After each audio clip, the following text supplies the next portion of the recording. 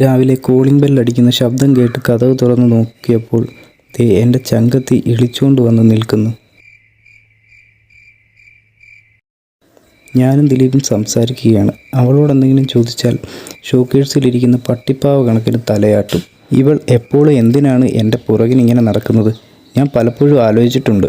ഇനി അവൾ എൻ്റെ അവയവം റാഞ്ചാൻ വന്നതാണോ? അത്രയ്ക്കും അവൾക്ക് പുരോഗമിക്കാൻ സാധ്യതയില്ല. ഇനി കാന്തം വല്ലതും പിടിപ്പിച്ചിട്ടുണ്ടോ ആവോ? ദൈവമേ, മൂത്രം ഒഴിക്കാൻ പോയാൽ സമാധാനം തരാതെ നത്ത് കണക്കിന് അവിടെ വന്നു നിൽക്കുന്നു. ഭാഗ്യം, പറഞ്ഞപ്പോൾ പോയി. ദിലീപ് അടൂർ പോകാൻ വരുമെന്ന് പറഞ്ഞിരുന്നു.